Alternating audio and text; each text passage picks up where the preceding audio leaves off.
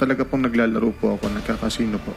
Saan galing yung cash na sinusugal mo? Pag pumupunta po kami na grupo, ang may dala lang po ng pera sa amin si Boss Henry po. Doon po kami kumukuha ng perang panglaro. Saan galing yung perang dinadala sa inyo ni Boss Henry? Lagi po siyang may dalang pera na nakabag sa sasakyan niya, na nakaready po talaga panlaro. Kung hindi po ako nagkakamali, ang isang bag niya po naglalaman po ng mga 20 million po.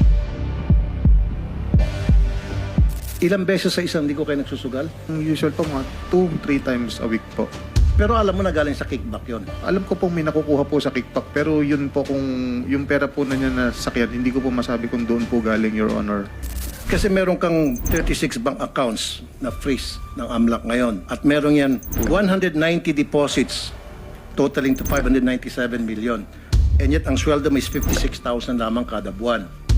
So ang tanong, paano ka nagkaroon ng ganitong kalaking pera samantalang ang sweldo mo lamang sa DPWH ay 56,000.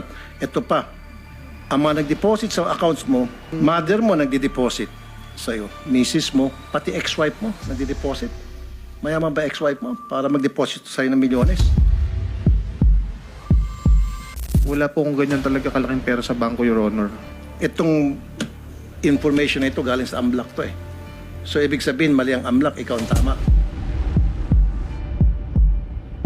Kasi kung hindi ka lang nakakontempt, pakukulong na kita ngayon mismo eh. Your Honor, Napakasinungaling mo.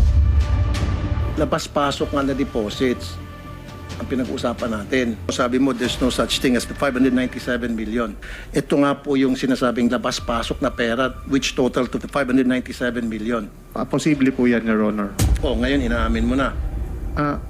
Pasensya na po kayo kasi ang intindi ko po kanina meron po kung 590 million sa bangko Umabot sa 597 ang total amount. ng mga transaction po, Your Honor. Possible po. Ang tanong ko ngayon, sa sweldo mong 56,000 pesos kada buwan sa DPWH, saan nang galing to? Ako po kahit papaano, yung kapatid ko po kasi may nag-buy and sell, kahit paano nag-share po ako doon para po kumita. Tapos hindi naman po walang-wala yung mga magulang ko. Napagtapos naman po nila kami na maayos at may hanap buhay po sila. Nabigyan din po nila naman kami ng pera. Hindi lang naman po ako, pati po mga kapatid ko. Napalabas mo, bukod sa DPWH na sweldo mo, meron ka pang sideline na hanap buhay. Extra income po, Your Honor. Extra income na abot sa milyon-milyon pansugal mo lamang. At saka po nanalo rin po sa casino, Your Honor. 36 bank accounts. Napakarami nito. Mga ordinaryong tao, isa lang. Yung iba, dalawa, the most. Ikaw, meron kang 36 bank accounts. Your Honor, karamihan po naman dyan, yung mga kakilala ko na nagtatrabaho sa bangko, nakikiusap, pwede ba mag-open ng account? Kung ako naman po, kung magkano minimum na kaya ko, i-open ko po. Pag nagdeposito ka na more than 500,000, you have to justify that. So yung mga pumapasok na milyones at one time, paano mo na-justify doon sa bangko para tanggapin yung malaking milyones na pera na pinapasok mo? Hindi ko rin po alam, Your Honor, basta pinapayagan naman po ng mag-deposit po. Pinapayagan ka. No po, Your Honor. Okay, magbanggit ka ng bangko halimbawa. AUB po. Pag pumunta ka sa AUB, magdeposito ka ng more than 500, you have to justify. You have to show proof na yung perang yon ay legit at saan ang galing yon. Tama? In your case, exempted ka. Parang madalas po, hindi po talaga, Your Honor. Kahit po more than 500,000, hindi po.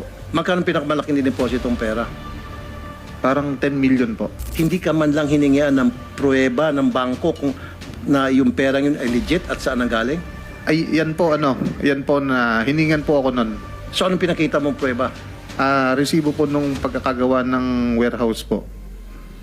So gumawa-gawa ka ng resibo na gumawa ka ng meron ka ginawang warehouse. Hindi po, Your Honor. Na parang Construction. nag-private po na hindi po ako sa gobyerno ng kontrata sa sa private po, mga warehouse po.